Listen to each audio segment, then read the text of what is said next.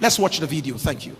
In a time when leadership is often questioned, in a season when nations search for direction, a new kind of leader emerges. A leader defined not by promises, but by performance. Not by rhetoric, but by results. This is the story of vision meeting execution. This is the story of transformation in motion. This is the story of Dr. Alex Otti. With a distinguished background in banking and corporate leadership, Dr. Otti stepped into public service with a clear mandate to restore trust, to rebuild systems, and to redefine governance. In record time, his administration began to rewrite the narrative. Roads once abandoned, now restored. Systems once broken, now restructured. Institutions once weakened, now strengthened. But beyond infrastructure, he is rebuilding confidence. Confidence in leadership, confidence in governance, confidence in the future. Under his leadership, Abia is experiencing renewed economic direction, strategic reforms in public administration, a people-centered approach to governance, and a bold commitment to accountability and transparency. He leads with clarity. He governs with courage. He serves with conviction. This is not just leadership. This is transformation.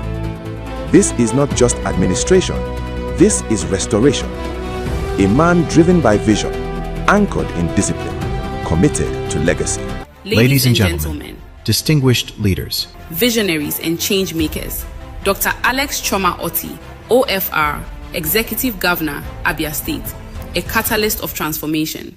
Please rise and join us as we honor and welcome a transformational leader, a reformer, a visionary of a new Nigeria, His Excellency, Dr. Alex Otti. Welcome to Build Your Spirit TV. The video you're about to watch will so bless and inspire you. Please hit the subscribe button and turn on the notification bell. Thank you.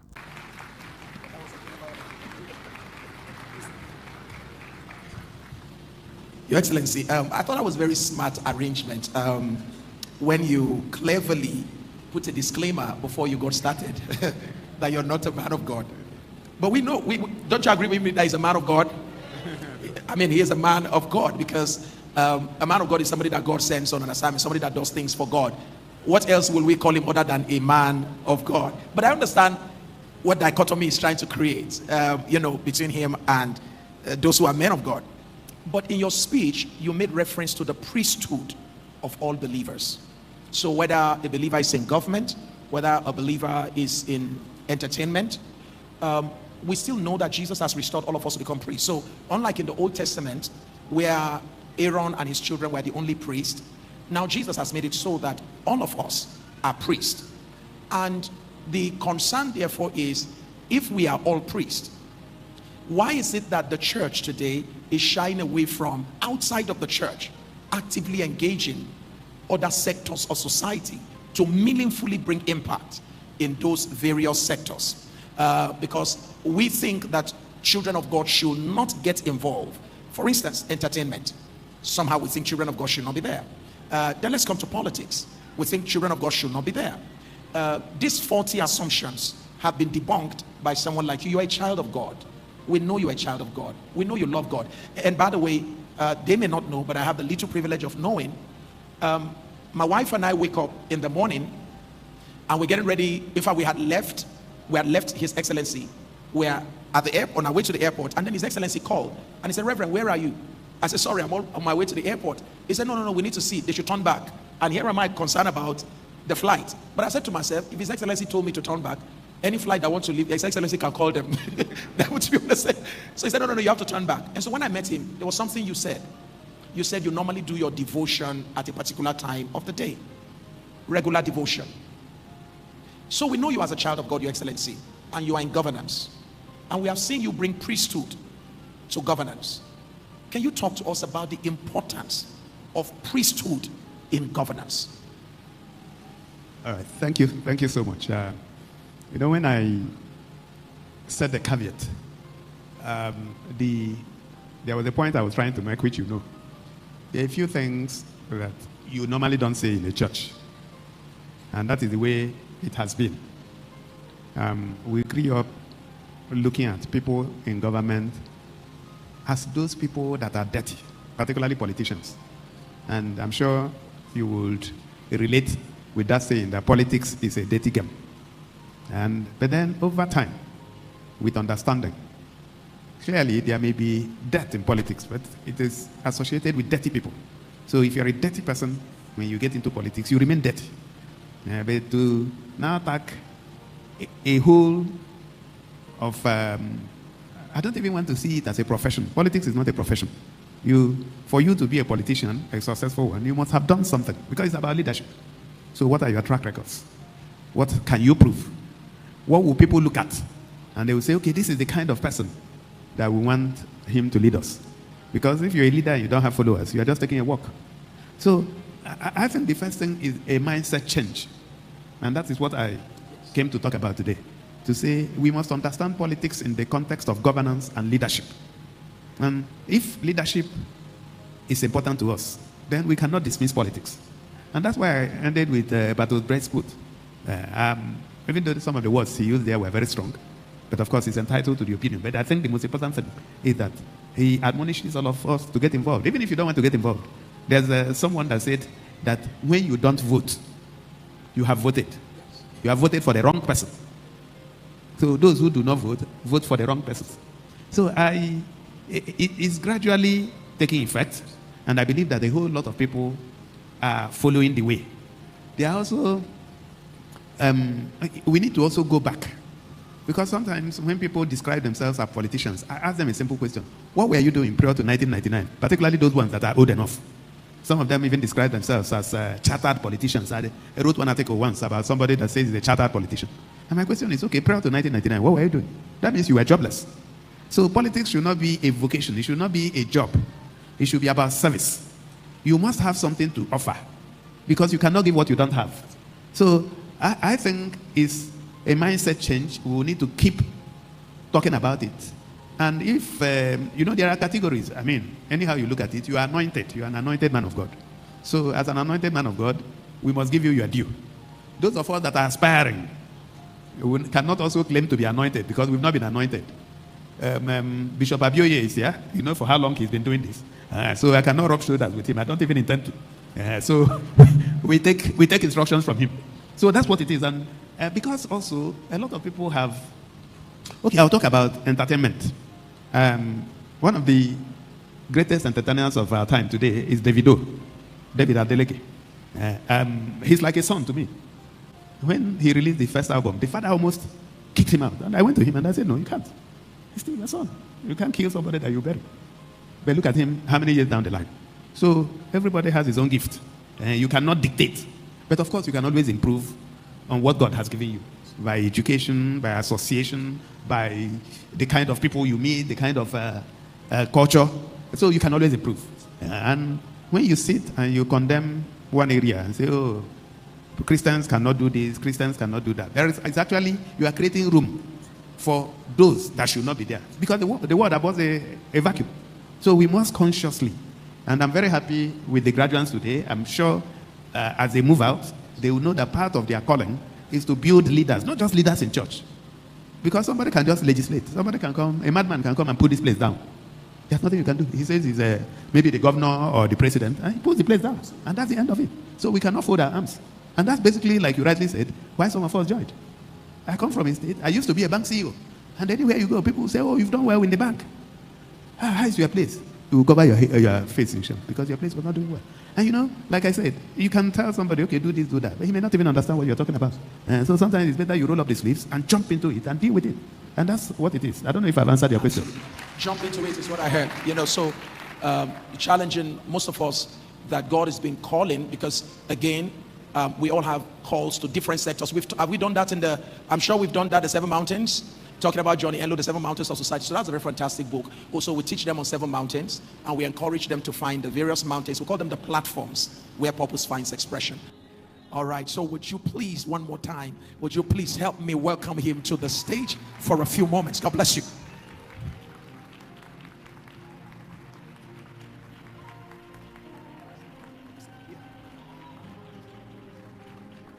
Thank you so much. It's going to be straight. I think I'm honored to have this opportunity to to have this close conversation with you. The power of focus. Yes, how important is, you seem very, very focused. You're very focused. In my little interaction with you, you're very principled and you're very focused. How important is focus in the evolution of a leader, a pastor, whoever want to become? How important is focus?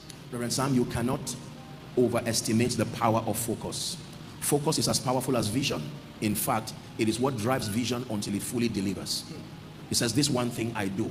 There should always be one thing. There are many things, but there must be one thing. If a pilot is to fly to 3 cities, he would start with 1 city. The goal on paper would be 3 cities, but upon execution, it will be one place at a time. And vision is very powerful because focus, for instance, gives you the legitimacy to say no to many things. Wow. When you lack focus, you will not have the legitimacy to say no to so many things. So focus prunes your desires. It helps to aggregate your strength so that you invest it in achieving a common goal. And I think that, honestly, it's at this point I can say it was the grace of God. The grace to be doggedly focused. And I think not knowing too many things can help a man to be focused. I think that the versatility of useless knowledge can distract your mind. Wow. This is one problem, particularly, with the internet age. It provides so many information. So something is conflicting, something you are learning. Somebody gives a health idea, another person is counteracting it, and eventually you don't know what to believe again. You see someone say eat eggs, someone say don't eat eggs, you will die. And then so once you all of those things. So we didn't have so much access to knowledge. You needed to go for the knowledge you wanted. You get the idea. So it wasn't knowledge flashing at your face. You needed to look for it. So it gave you the liberty to look for useful knowledge. And it helped to guide, to guide the focus. Your Excellency, before you leave, you talked about the church setting up economic empowerment initiatives.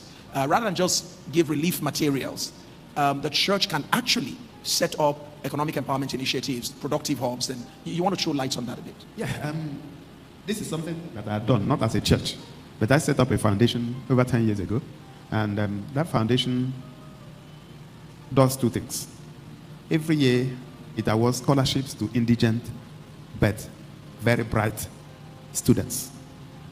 And when we set up something that would look like the Achievement Scholarship.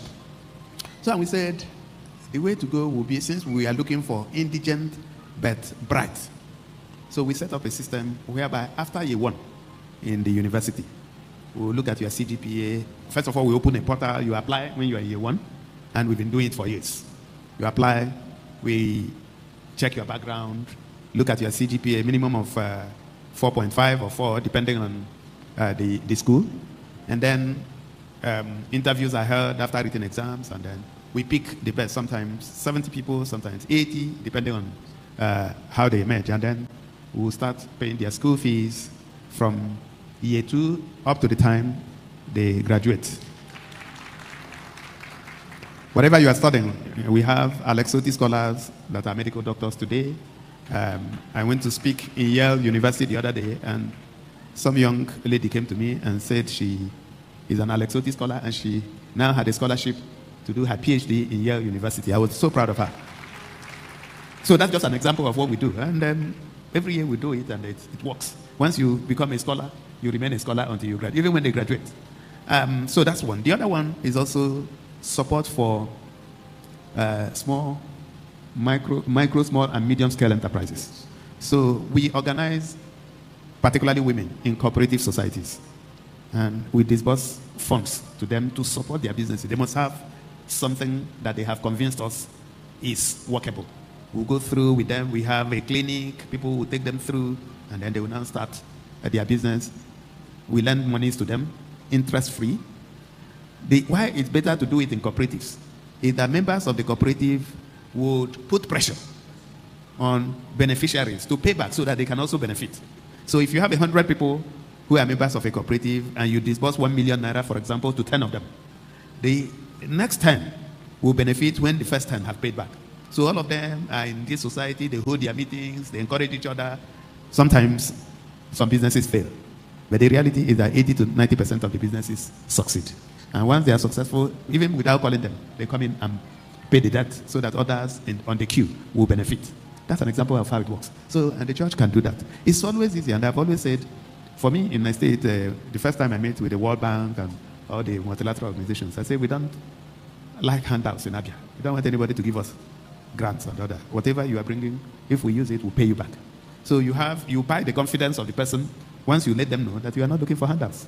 So the church, if you have 1 million naira, you can use that 1 million naira to empower people who would take off from there, rather than people who will use it to eat, to smoke, to lodge in a hotel, and all that. And money is fungible. It can go either way. It can go to useless things, or it can go to useful things. It's the same money.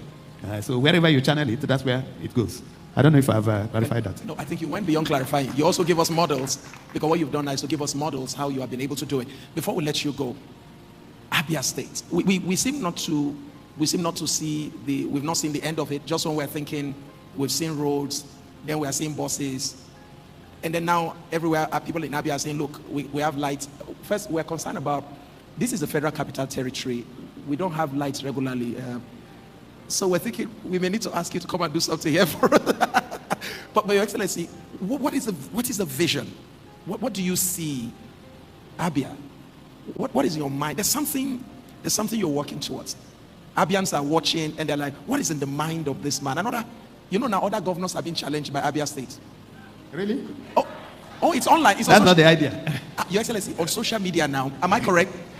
What happens now is that people go to their state and then they now use Abia State to talk to their governors. But away from that, what is the vision of the Abia that you see? All right, so let me start from comparisons. I don't like comparisons. Yes. Because people have different circumstances. Yes. What is important to you in Abuja may not be important to the Abia person. Yes. And where Abia is starting from under watch from 2023 is different from where other states we are starting from. So comparisons may not make sense. Yes. And I've always, even yesterday when I was being received in Umuahia, I said that the vision is not to be like anybody. The vision is to be yourself. Wow. So I want Umuahia to be Umuahia, Aba to be Aba, and Ohafia to be Ohafia. Wow. Yes. Because our forefathers were great people.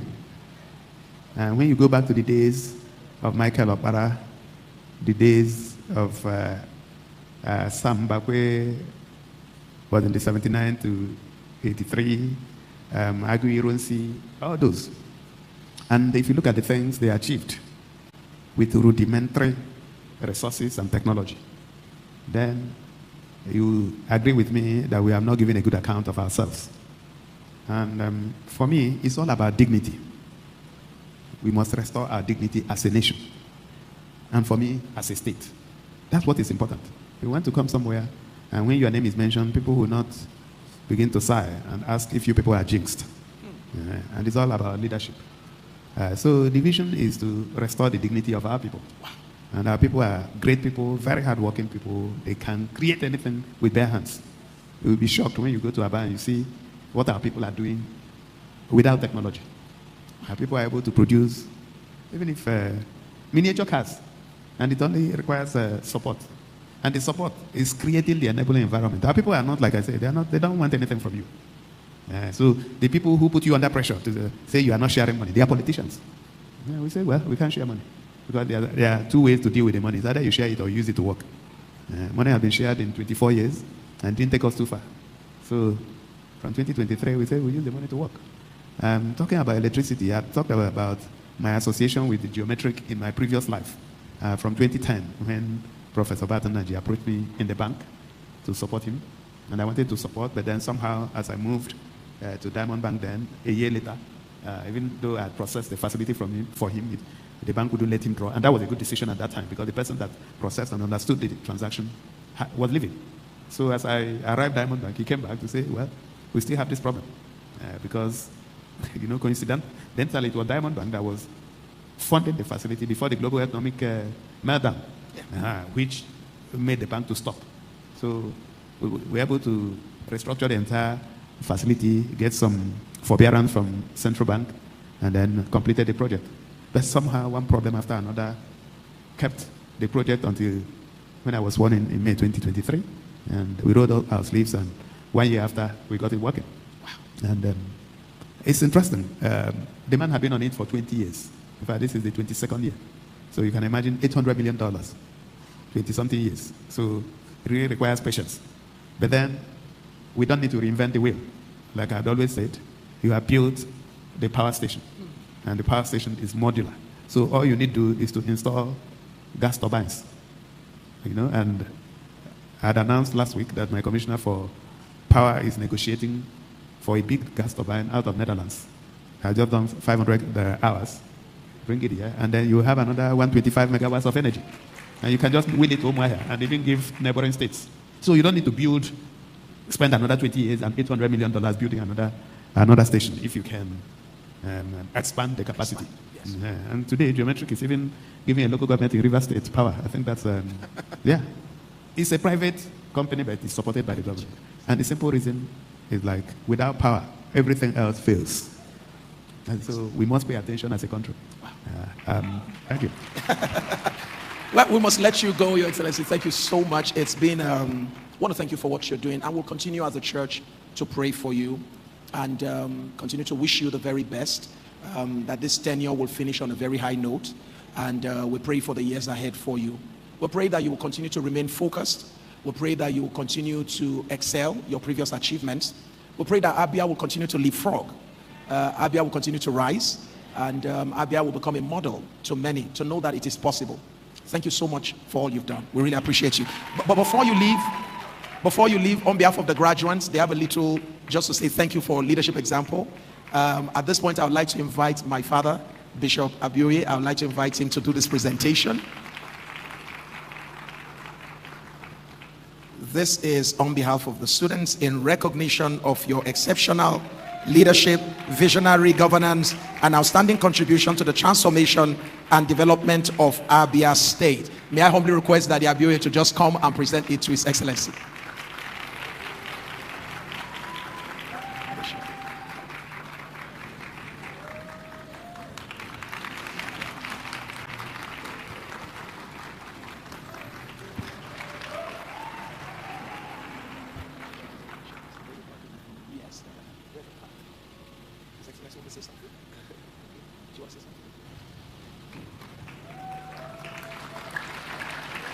Let me thank the graduating leaders for this plaque.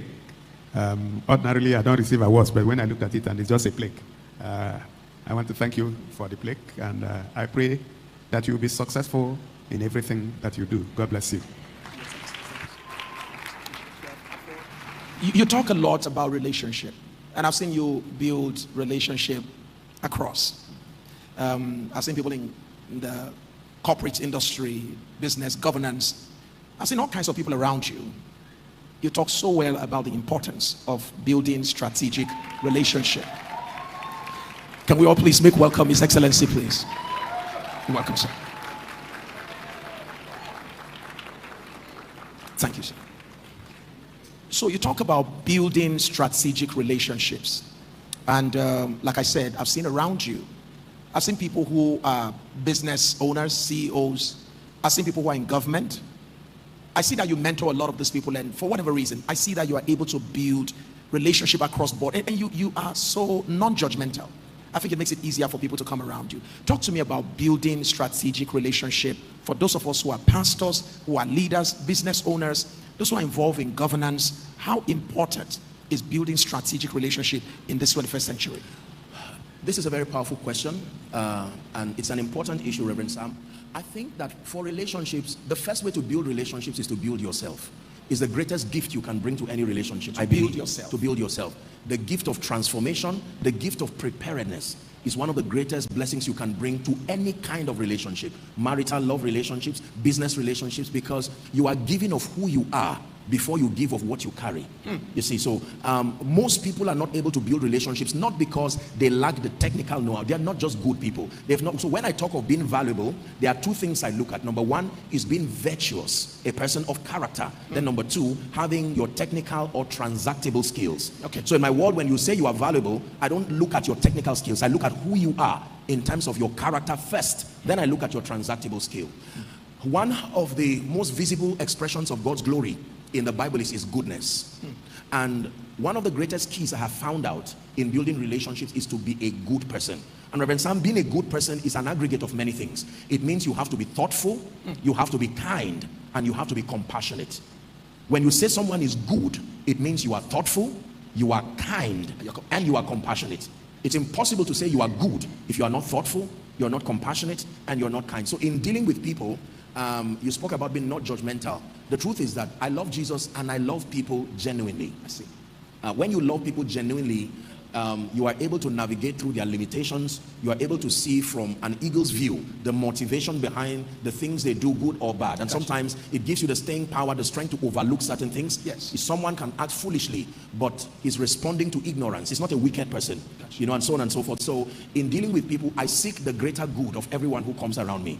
My position for people is always to have their best interest. And if I do give them an investment of my time, my emotional space, and they abuse it consistently, I will love them and respect them, but I'll create a distance that allows me respect. They have a right to keep to their value system, but if it's inconsistent with where I'm going, I don't let it become a distraction. But fighting, tearing down, it's not something that it's not a part of me at all. And honestly speaking, you don't find me gossiping about people, saying whatever. I talk about people, but not to smear them, not to destroy them, not at all. I give people the benefit of doubt, and I think the idea is to love people. My name means the way to love, and it's a good name, and I try to live up to it, just to love people sincerely.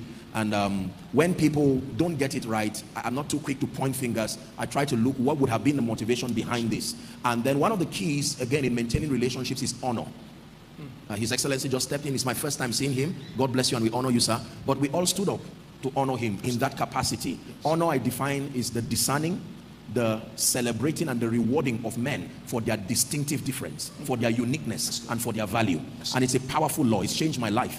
And you cannot build relationships if you do not understand honor. When you trivialize people's sacrifices and when you make it all about you. But I'll be honest with you, I also had to study on building relationships. As far back as 2004, 2005, I took a comprehensive study on Dale Carnegie's books, How to Win Friends and Influence People. And one of the things I learned from that material as far back then is always focus on people's needs, not your needs. When you become selfless, when you become intentional about helping people meet their needs, you find out that you are planting a seed that becomes a harvest to you. So when it becomes all about you, you use people, all about you. When you are around people, it's all about you. You can't build friends that way. You must become an active contributor to the growth of that relationship. So this has been some of the principles that I've used. I hope that did justice. But I see them. I see we've been in meetings together in some places, and I've literally watched how you relate, and I must say that everything you said reflects what you do. I think I'm going to get my phone. There are some questions some of my leaders will want to. How did it start, Apostle? Zaria,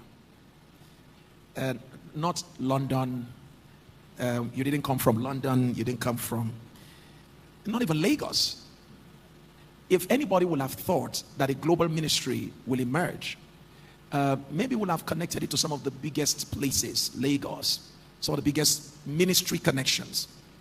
But from Zaria. Zaria is a part of Kaduna. I was born there. And Kaduna has been very central in the move of God in this country. We've had Bishop Fred Addo from Kaduna. We've had Bishop Oyedepo move from Kaduna. We've had some people move from Kaduna. Talk to us about, you were in Zaria. You were sent to school. That's what bothers a lot of us. Your parents actually sent you to school. And you went to school and found something else to pursue.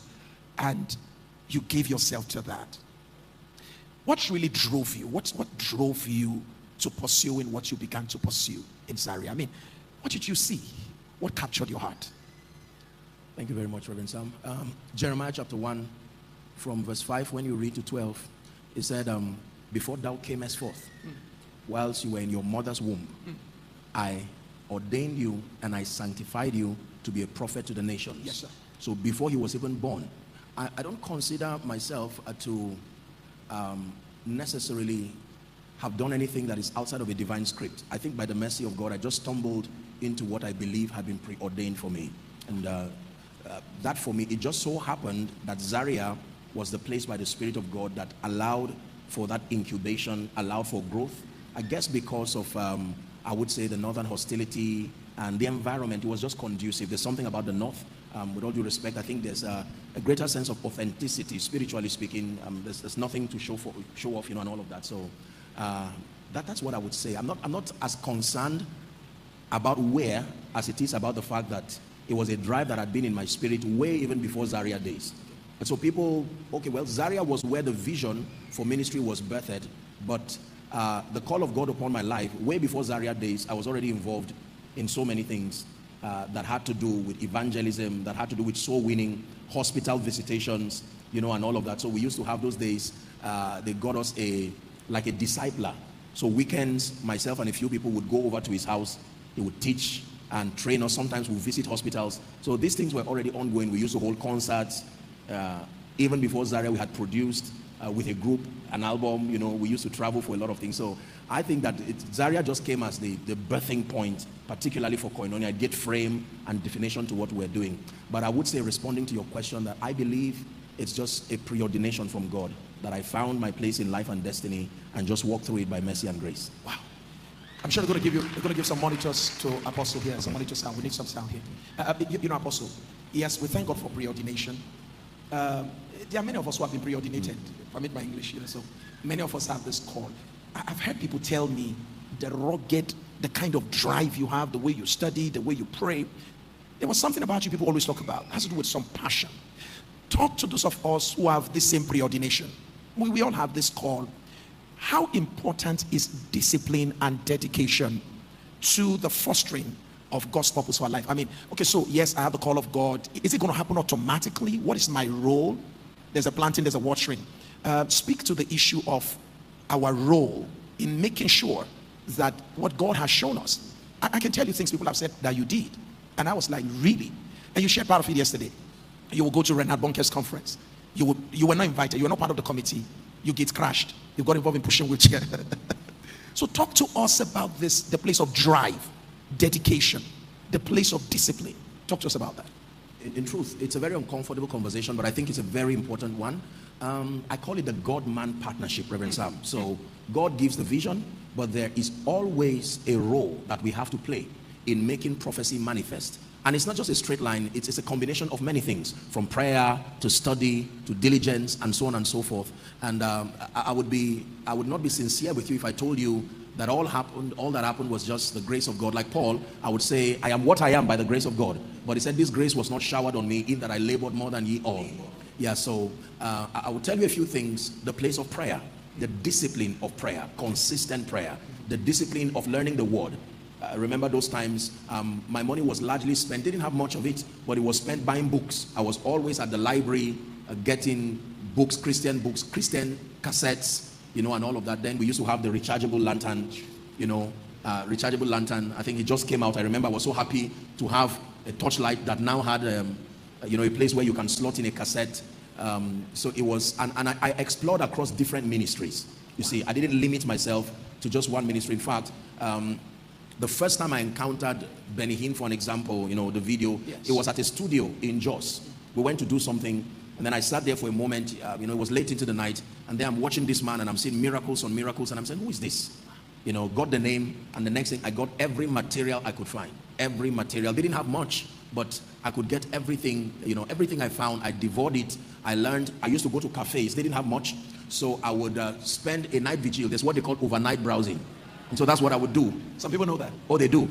So I would stay overnight and, just browse, get this floppy disk and get materials, download materials, and then go back and study. I had a lot of Bibles, concordances. It was a huge sacrifice, but I would say the discipline of prayer, the discipline of study, and then the sheer determination to become all that I found from Scripture that I could become. Everything God said I could become, I believed it.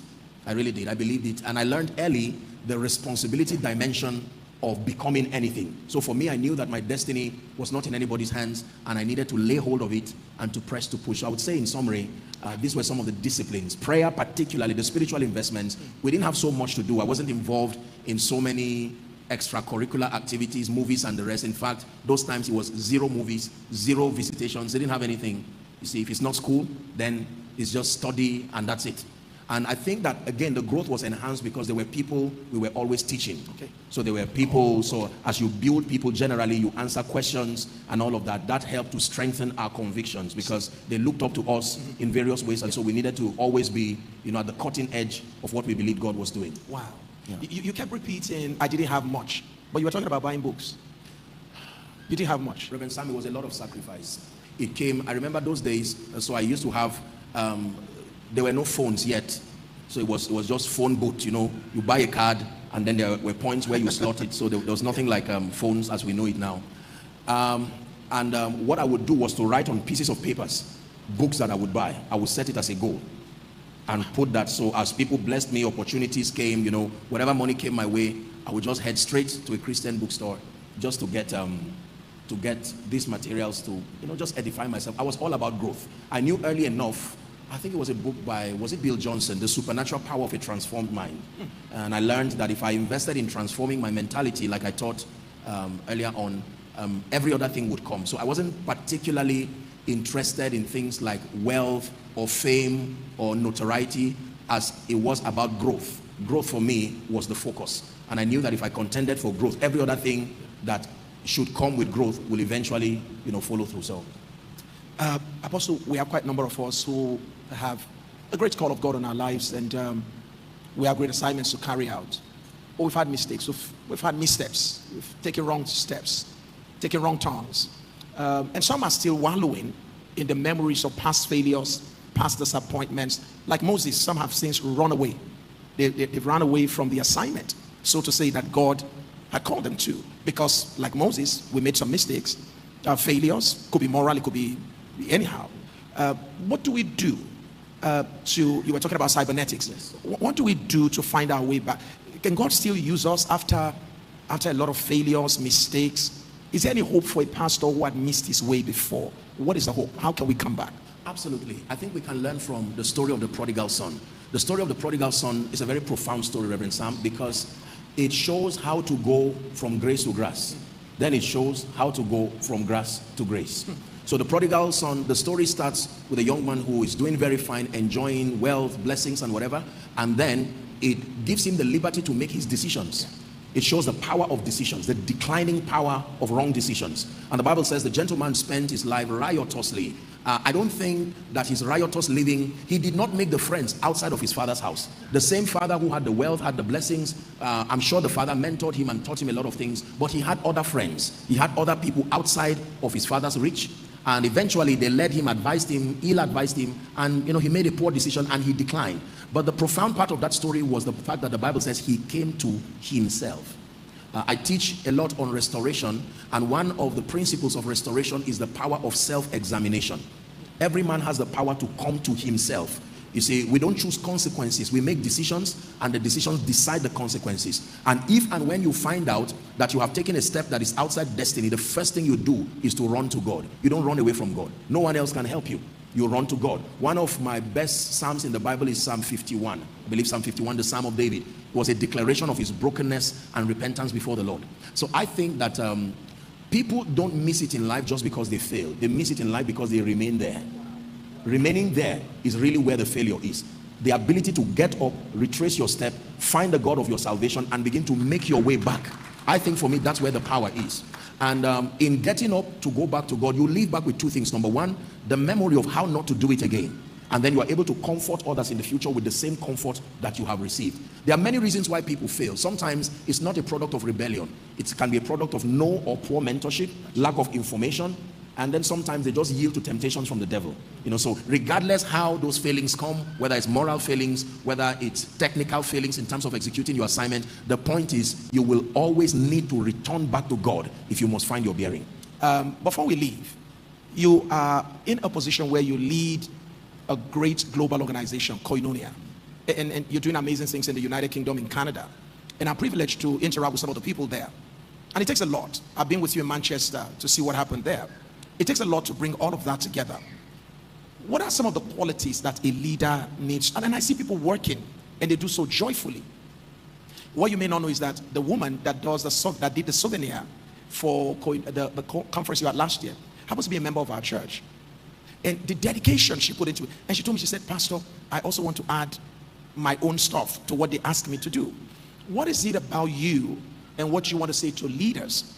What are the qualities that we need to possess as leaders in order to be able to galvanize people together to pursue a common cause? What is that thing a leader needs to know?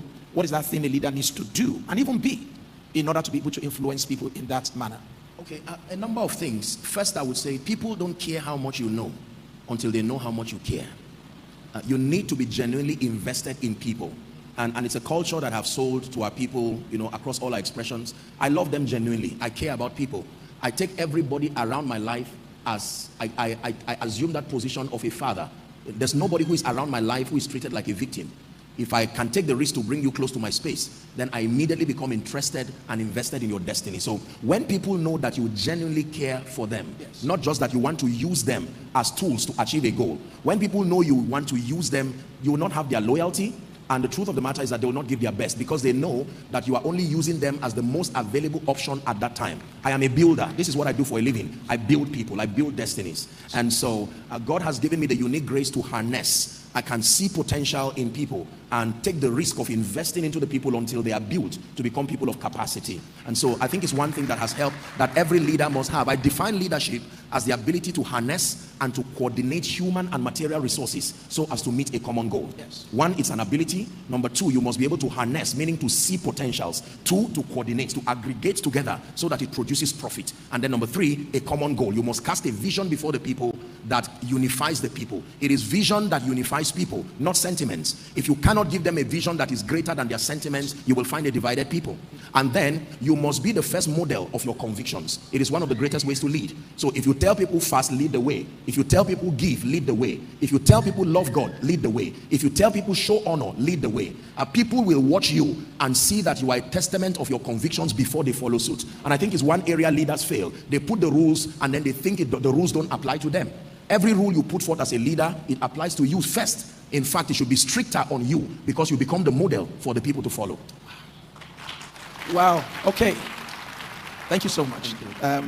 You know, I'll still have to bring you another time. I want to dig deep again into some other thoughts that I think can shape minds and help us develop quality leaders. Because imagine what will happen if we have more of Apostle Joshua Selman across the country, and one is happening in Lagos, another one in Jos. Just imagine what will happen in this country. It is absolutely true that everything rises and falls on what? Leadership. Everything rises and falls on leadership. And from what Apostle have just shared with us, for all of you who are graduates who are leaving here today, there's something I wanted to take away from this conversation. He kept repeating, I care for the people. You cannot lead well if you are disconnected from the people you lead. By the way, is there leadership if you're not in relationship with the people? And how qualitative is your leadership if you don't care about the people that you seem to be given an opportunity to lead? So as we leave here today, I hope we all leave with the determination to provide care for the people that we lead. I love the construct in terms of his concept of what leadership is. First of all, it talks about your ability to be able to harness, all right, potentials, and you are able to use this potential to accomplish common goal. All right, those of you who are graduating, you know that we always define leadership as the ability to exercise special influence within a group in order to be able to move the people towards the accomplishment of a common goal. I hope that adds to your definition. Would you help me appreciate Apostle Selman? Thank you so much. Thank you. Thank you so much.